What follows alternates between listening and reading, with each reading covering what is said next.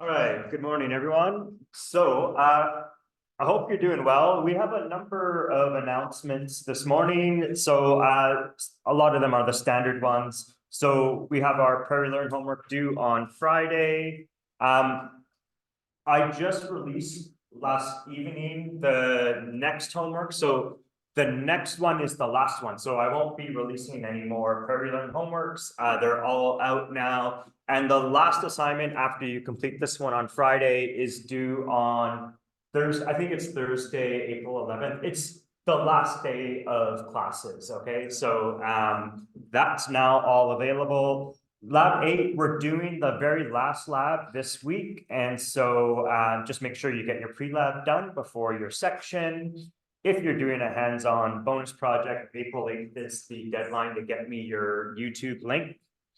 And then after today's class, Friday, March 29th is Good Friday. There's no classes. Then Monday, April 1st is Easter as well, I guess, as April Fool's Day, but there is no class on that day. So the next time we meet for the Phys 121 lecture will be a week from today, okay? Because there is no class on Monday, and we have tutorials scheduled on Monday, there's no tutorials next week. We will do our last tutorial, number 9, during the last week of classes. And then the last message is at the end of lab number 7, you were asked if you're willing to volunteer for an interview. And then, so we have some students that are going to conduct interviews about the Phys 121 labs. We also sent out a Canvas announcement. So we're going to start scheduling those interviews. Thank you very much for anyone who did volunteer. The students have the capacity for a few more volunteers. So if that's something you're willing to do, if you're willing to help us out in that way, please go to Canvas and look at the Canvas announcement and email the email address, send a message to the address that is in that announcement. And if you could do that today, if that's something that you're willing to help us out with. All right, so thank you very much. So that's it for announcements. Then what we've been talking about is the force on a charge moving through a magnetic field. And the result was just the force on a charge moving with velocity v is qv crossed with the magnetic field B. And so in this case, if we were to evaluate Q cross B, we would have a velocity going to the right, magnetic field going into the page, and that cross product is pointing upwards. And so on this diagram, I've drawn the force down, and that's because I've drawn this for a negative charge. So remember, if you do the right-hand rule, that would give you the direction of the force on a positive charge. If Q happens to be negative, then you would have a force in the opposite direction. Okay, what we discovered is that a charge moving perpendicular to a uniform magnetic field undergoes circular motion. And we calculated the radius of that circular motion was mv divided by qb, as well as the period, the time it takes to complete one full rotation.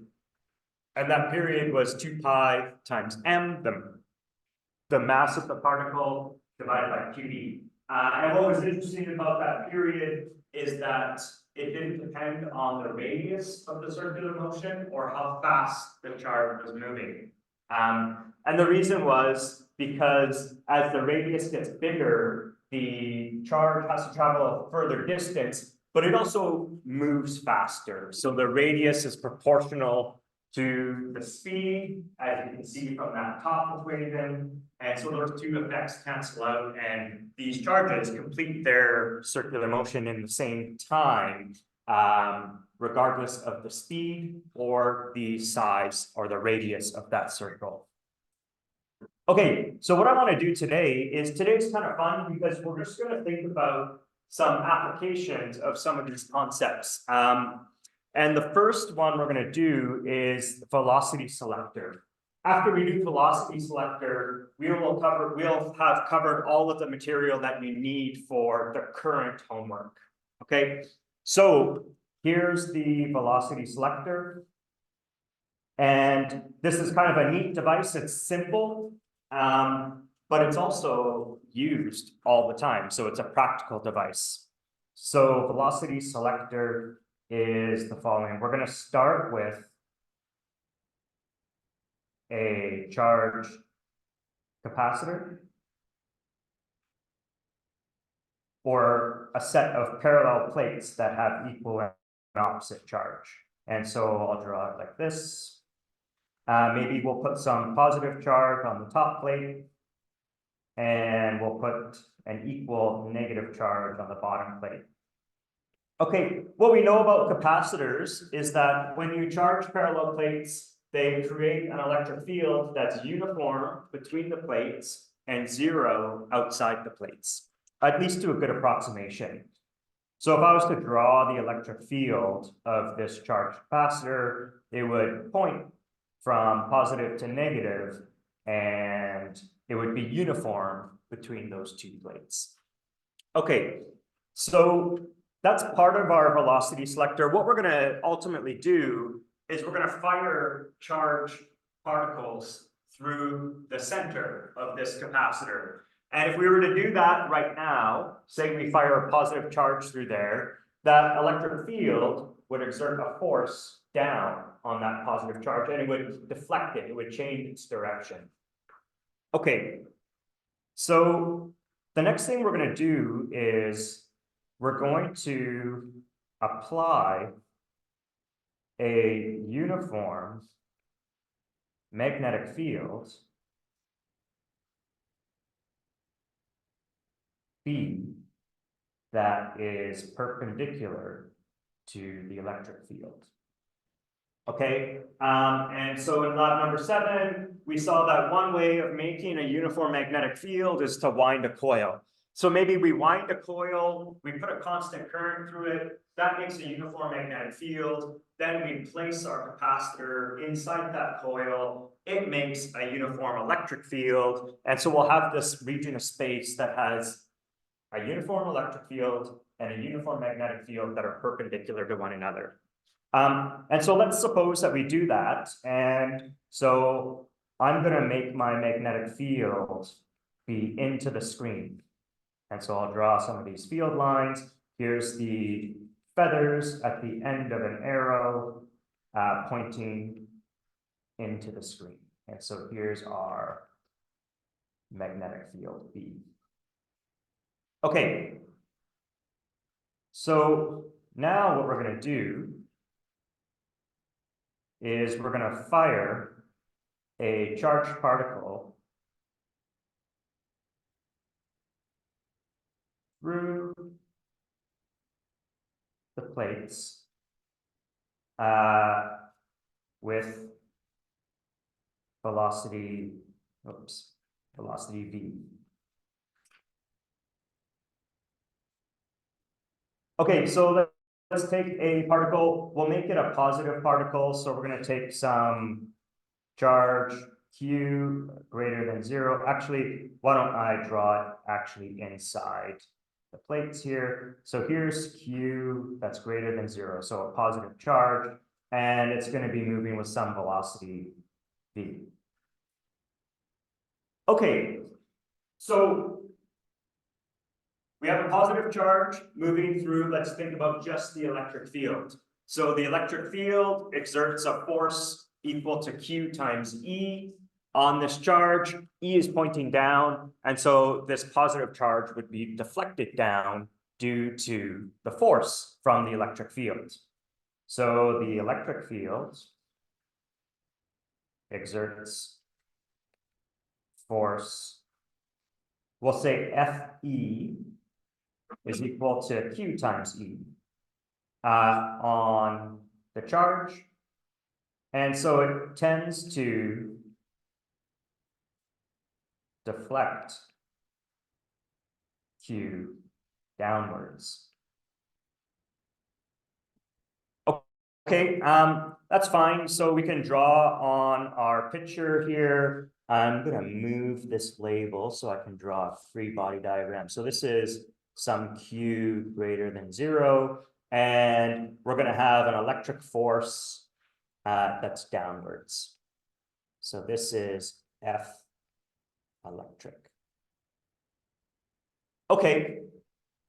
We also know that a charge moving through a magnetic field feels a second force, the magnetic force on it.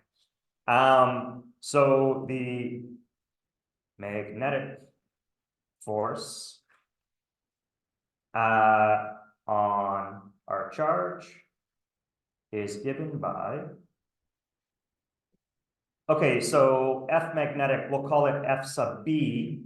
So we know that's QV cross B. That's what we worked out a couple of classes ago. Well, let's see. We have V cross B. So velocity is to the right. So that's the direction of the first vector, V, in our cross product. And then I curl my fingers to be parallel to V, the second vector in our cross product. And my thumb points upwards. So in the arrangement that we've drawn for our positive charge, there's an electric force down due to the electric field and a magnetic force up due to the magnetic field. So for the scenario above, FB deflects Q upwards. Okay, so we can go and draw our magnetic force, and there it is. FB deflects it upwards. So we could say the following now. If we had a very strong electric field, the electric force would overwhelm the magnetic force, and our charge would be deflected towards the bottom plate. On the other hand, if our magnetic field was very strong, the magnetic force would dominate and the charge would be deflected upwards. And of course, there's a sweet spot where if we balance the electric and magnetic fields just right, then those two forces will cancel and our particle will pass through undeflected. Okay, so let's summarize those observations. So if E dominates, Q is deflected downwards. If B dominates, Q is deflected upwards. If we balance E and B such that the force of the magnetic, the magnetic force, let's just say the magnitude is equal to the magnitude of the electric force, then we have no deflection. Then the charge passes through undeflected. Okay, so we know then that what we're going to try to do is we're going to try to balance the electric and magnetic forces. The electric force is just Q times E, and so if I just want the magnitude, it's just Q times E without the vector symbol. Okay, well, what about the magnitude of the magnetic force? It's QV cross B, but we know that the magnitude of a cross product is VB times the sine of theta. But in this diagram, theta, remember, is the angle between the velocity and the magnetic field. We have the velocity off to the right, we have the magnetic field going into the screen, and so the angle between those two is 90 degrees. And so what that means is we have the sine of 90 degrees for V perpendicular to the magnetic field. And the sine of 90 degrees is 1. And so that means our magnetic force has a magnitude of just QV times B. And so now we can just see what is required to satisfy that these two forces balance. So the condition where F electric has the same magnitude of F magnetic requires, okay, the electric force is just QE, the magnetic force is QV times B, the charge is on both sides, and so we can cancel, and all that's left is the electric field, the magnetic field, and the speed of the particle. And what we can deduce then is if V is equal to E over B, the charge is undeflected.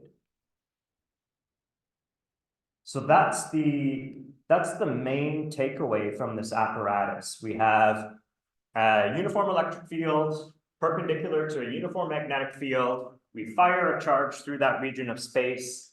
If the velocity of that charge is equal to the ratio E over B, it will not be deflected as it moves through these electric and magnetic fields. So let's design a bit of an application here. So we'll start with the following. We'll draw our capacitor that's been charged up so that we have our electric field downwards. We've got our magnetic field into the screen. So we'll have positive charge here and negative charge over here. And so we'll do something a bit different this time. What we're going to do different is instead of shooting in just a single particle moving at some speed, let's take a little gas of these electrons, a little cloud of, or sorry, I didn't say electrons, a little cloud of charges. And so maybe they're all protons or something like that. But maybe they all have like a distribution of speeds. They're all moving to the right towards this device, but they're not all moving at the same speed. And so we're going to have a little collection of charges, and they're moving towards this apparatus with a variety of velocities. So here's a collection of charges moving towards the velocity selector.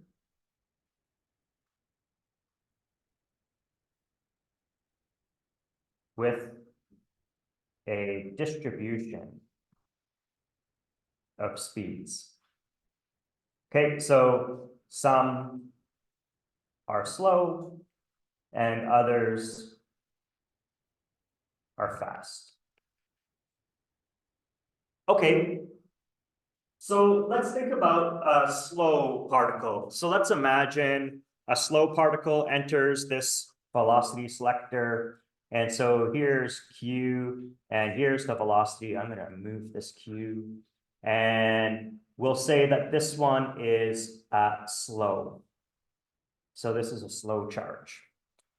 Okay, well, the electric force doesn't depend on the speed at all. So the electric force is whatever it is. It's just Q times E. So there's our electric force downwards. The magnetic force is QV times B. And so if we have a small v, the magnetic force is weak. And so if this is a slow moving charge, the magnetic force is weak. And the electric force will dominate. And this particle will be deflected towards the negative plate, and it'll crash into the negative plate. Okay. All right. Now let's take another particle. It gets into this region of space and it's moving really fast. So we'll say this is Q that's moving fast. Well, okay, the electric force is what it is. It doesn't change. It doesn't depend on how fast the particle is moving. But the magnetic force does. The magnetic force is proportional to V. And so if we have a fast moving particle, we'll have a strong magnetic force that overwhelms the electric force. And in that case, it'll accelerate upwards and this particle will be deflected so that it hits the top plate. Okay, and then of course, we could have finally a charge that moves with just the right speed. And in that case, we can arrange it so that the electric and magnetic forces balance just right. And the net force on this charge is 0, and it follows a path, a straight line path out of this velocity selector. Okay, and so what we say about this charge, Q with V is E over B. Okay, so that's the special one. So if on one side of this velocity selector, we had a distribution of speeds, the slow ones, when they get in, are going to crash into the bottom plate. The fast ones are going to crash into the top plate. And the ones that have just the right speed go through undeflected. And what we end up with is, at the output, is a collection of charges that are all moving with the exact same speed. And so at this output, we have a collection of charges all moving with speed at V is equal to E over B. And so that's why this thing's called a velocity selector, is because at its output, we filtered out all the slow and fast particles, and now we have a bunch of particles moving with the same speed. They all have the same kinetic energy. This is used in like particle physics experiments, where maybe you want to crash particles into a target with a certain amount of energy. So you want to adjust their kinetic energy. So you vary the speed until you get what the required 1/2 mv squared. All right, so that's the velocity selector. What I want to do is I want to think about another application. And it's going to involve the velocity selector, but we'll add another element. Okay, so what we're going to do now is we're going to use the velocity selector to design an apparatus that can determine the mass of the particles. And again, what we're going to talk about is not just kind of theory on a page. This design is actually used in real life. What we're going to make is a mass spectrometer. Okay, and so we just have to add one little thing to our velocity selector. We're going to use the velocity selector to select charges moving at a uniform speed, and then we're going to do something with those charges. Okay, so we will start with our velocity selector. I'll draw it smaller because we're going to have to add something over here on the right. And so we've got our electric field downwards, we have our magnetic field into the page, something like this. So here's B, and this is E, and we're going to fire in some charges. So this is a beam of charges with a distribution of speeds. They go through the velocity selector and they come out the other side, and what's different is now we have a beam of charges all with speed V is equal to E over B. Okay, so that much we know. The thing that we're going to add is a region of space that has just a uniform magnetic field.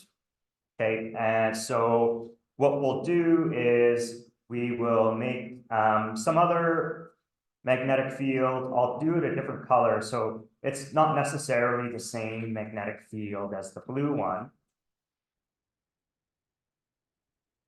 Okay, and so this is a uniform magnetic field. Fit this magnetic field into the screen. So what I'm going to call this one B, and then maybe I'll call the blue one, I'll call it B1. The B is going to be the important one for us. What we have over here is, okay, actually, maybe what I will do is, I think I'm wrong. I think I want to make these magnetic fields the same. So I'm going to make it blue. So this will be the same field that's inside our velocity selector, and it's into the screen.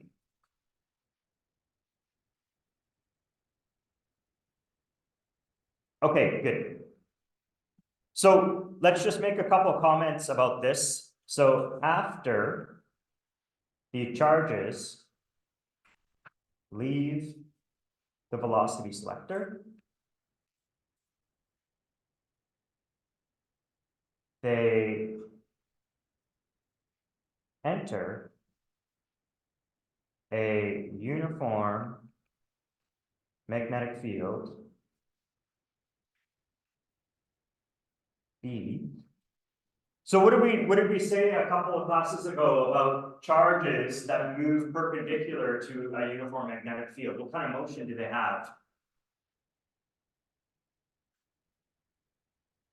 Circular, exactly right. So they enter this uniform magnetic field B with their velocity perpendicular to B, and they undergo circular motion with a radius of R was equal to mv over qb. Okay, well, let's see. If this was a positive charge, a collection of positive charges moving to the right, and you do B cross B, the force when they enter this uniform magnetic field is upwards. And so they come in here and then they enter and they're deflected upwards, and they keep getting deflected, and they would follow this kind of half of a circular arc, a semicircle. They can't complete the full circle because once they reach that top, the magnetic field gets turned off, and that's just where they sit. And so what you would do is you would measure this distance, which is 2 times r, the diameter of that circular motion. So you set up your velocity selector so that you know the position that the charges enter this uniform magnetic field. And then you have a detector that tells you where they hit above. And if you know that distance, you can measure the radius of the circular motion. So what we're going to do is we're going to measure the radius of the circular motion. So we know R, and what we can do is we can solve for V. Solve for M. So we're going to solve for M. And let's see, what would M equal? It would equal Q times B times R divided by V. And if we measure R and we know Q and V and B, V we would just know from our velocity selector. So this is velocity selector.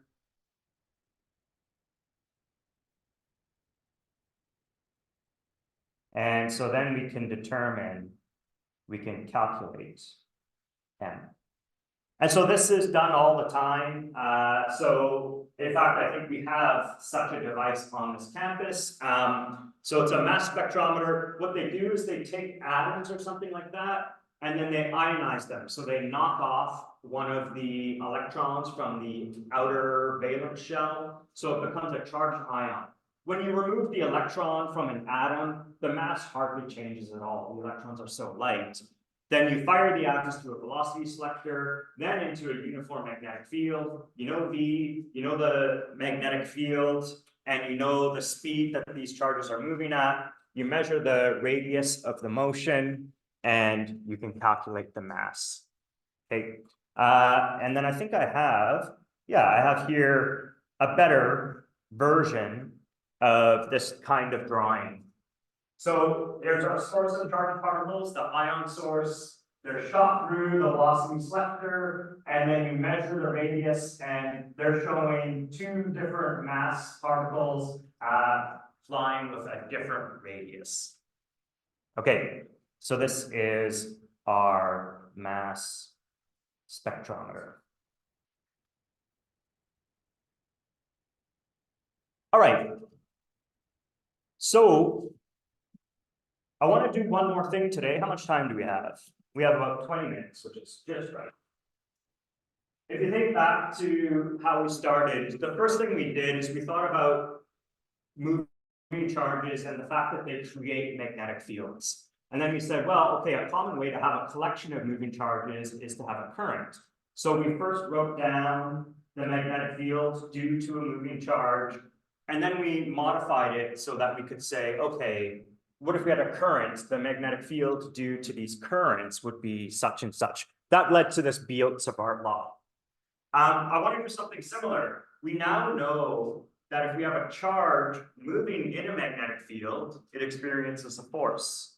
Well, what if we had a current in a magnetic field? What would the force on that current be? So that's what I want to discuss next. So the magnetic force on a current. Okay, so we know that for a single point charge in a magnetic field, that the magnetic force is QV cross B. Right, we just used this result for our velocity selector. All right, and so the question is, what is the force on a current or a collection of moving charges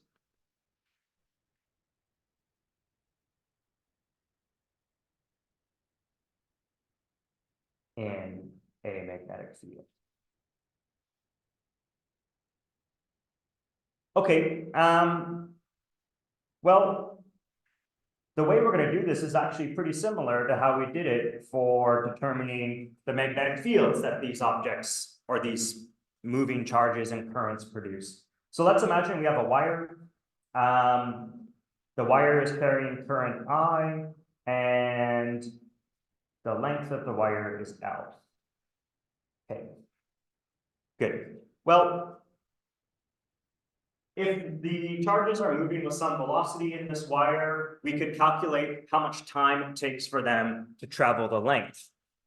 So the time, say delta Q represents just a collection of charges in this wire that contribute to this current. The time delta Q, the time delta T for a collection of charges delta Q to move the length of the wire is, okay, so delta T is going to be L divided by V, where this is the speed of the charges. You know, a few weeks ago, I don't know, 1 or 2 weeks ago, we talked about the drift velocity of these charges moving in a current. So V would be like the drift velocity. Okay, so that's fine. Then we could say, right, so the current I is delta Q divided by delta T. All right, and so that's delta Q divided by delta T, that's L over V. Okay, and so that's equal to V delta Q over L. Well, if we look at equation 1, we have Q times V. So what we're going to try to do is we're going to try to replace that Q times V with this expression for Q, delta Q times V. We'll have a collection of charges instead of an isolated charge. So therefore, we could say delta Q times V is equal to I times L. In equation 1, for the force, the velocity is a vector. So we need to assign a direction. The velocity is just the direction that the charges are moving. And so that's in the same direction of the current. So what we'll do is we'll define L vector such that its direction is given by the direction of the current. So if we go back to this picture, what we imagine is that we have some charge in here, delta Q, moving with some velocity, and we're going to define now a L vector, which will be in the direction of the current. The magnitude of that L vector will just be the length of the wire. Okay, if we do that, then we have delta Q times V is equal to I times vector L, and we're going to sub into equation 1. So now we would have the force on our current, which was, well, let's say the force on our charge was QV cross B. And what we're going to do now is we're going to sub in this IL for QV. So this is the force on a point charge in a magnetic field. And so we would have the force on our current would be IL cross B. This is a force on a current in a magnetic field.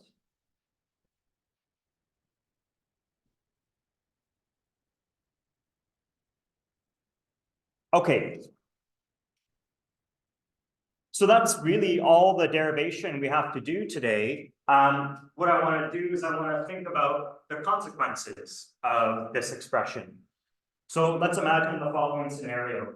We have 2 parallel wires, each carrying some currents, say I1 and I2.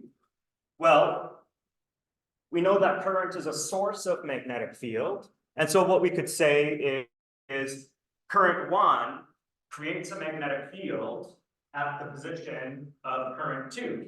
And then we can say, well, now we have current 2 inside a magnetic field, and so it must feel a force. And so it must be the case that these parallel currents interact with one another. They exert forces on one another. And so let's see if we could work this out. So, example.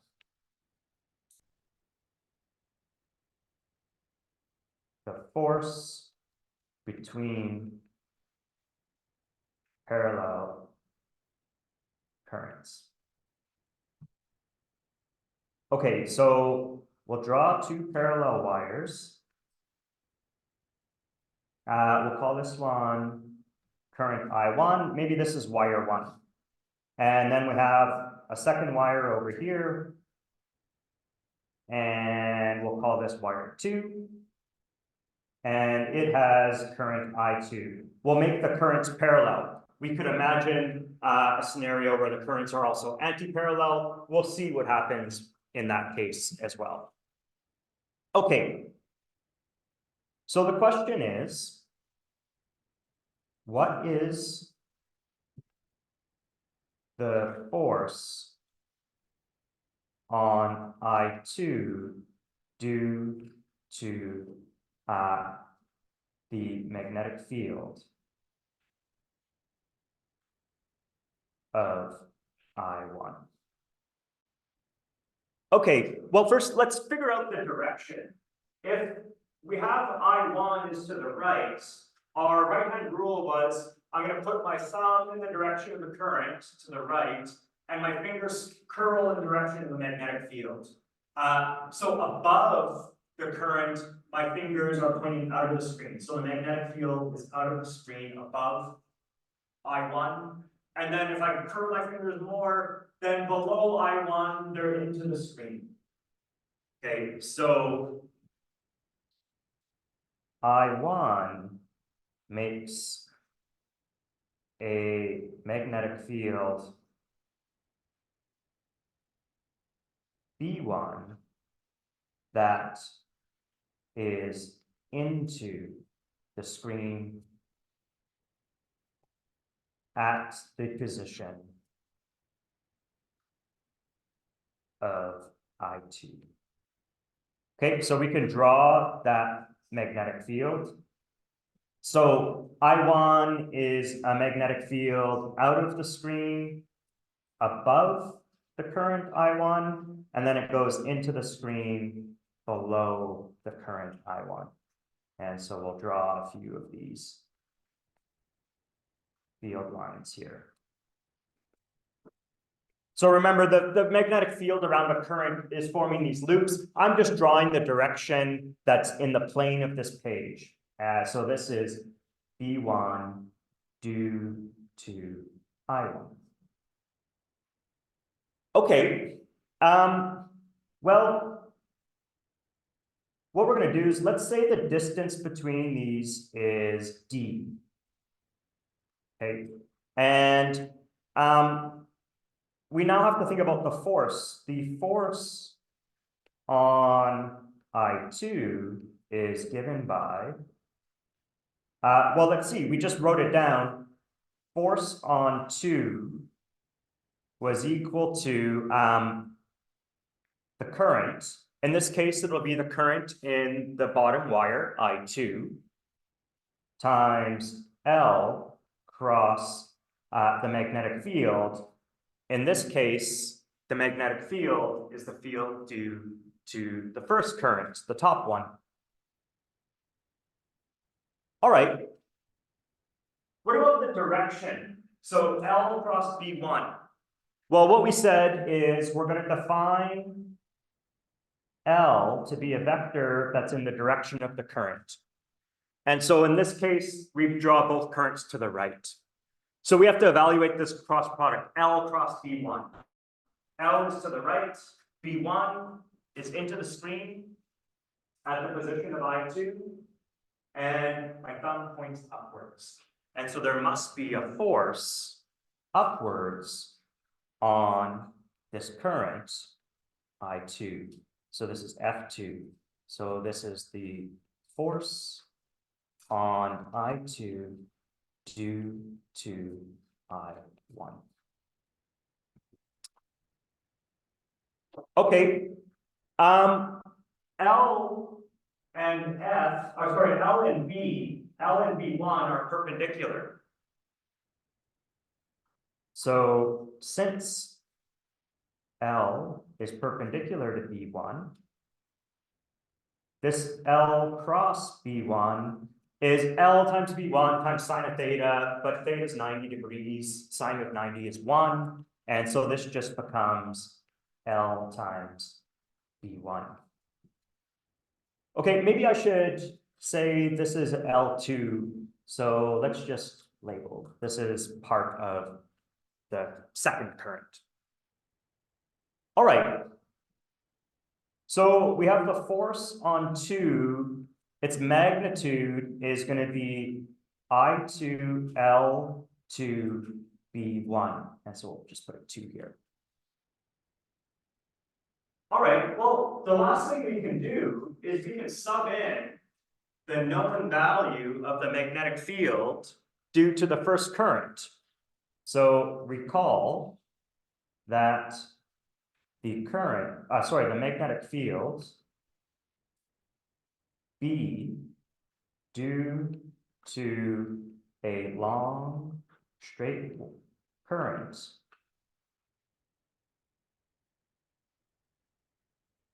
is given by, okay, so it's B1. If you remember, we did this, we wrote down the result a couple of classes ago. It was mu naught I1 divided by 2 pi times the distance from the wire. And so the distance that we're talking about is the distance between current 1 and current 2, because we want to know B1 at the position of I2, and that distance is D. And so what we'll do is we'll take this expression and we'll sub it in for B1. Okay, and so then F2 is going to be equal to, let's see, mu naught I1 times I2 times L. In this case, I guess it would be L2, but I'll just say L. Let's assume L1 is equal to L2, and we'll just say we have these parallel wires of the same length. So, and then we just have to divide by 2 pi times the distance between them. And let's see if that looks correct.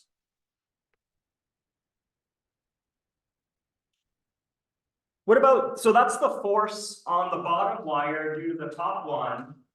What would the force on the top wire be due to the bottom one? It would be exactly the same. Why does it have to be exactly the same? Newton's laws. Newton's third law says that if object 1 exerts a force on 2, then 2 exerts a force on 1 with equal magnitude but opposite direction.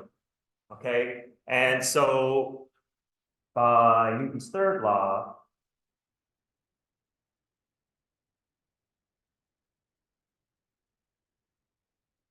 F1 is equal to F2, but have opposite directions.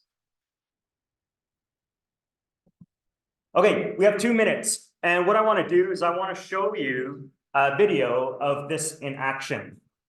So what we have here is parallel currents, and we said that the forces are going to be attractive. So parallel currents attract.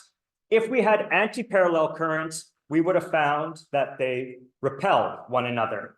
And so let's see if we can see this in action. I'm going to share my screen. This video is less than a minute, so I won't keep you late. So let's see. Here it is.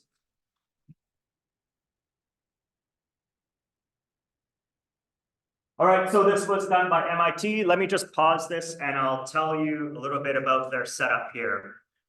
They've got a car battery connected to these wires that are mounted on this board. The wires are flexible so they can move. He has a little switch here. When the switch is in one position, the currents through the wires are parallel. When it's in the opposite position, they are anti-parallel. And then when it's in the position it's in now, when the lever is kind of upwards, there is no current. So all that's going to happen is the demonstrator is going to take the switch, put it in one position, and then the other. In one case, we should see attraction, and in the other case, we'll see repulsion.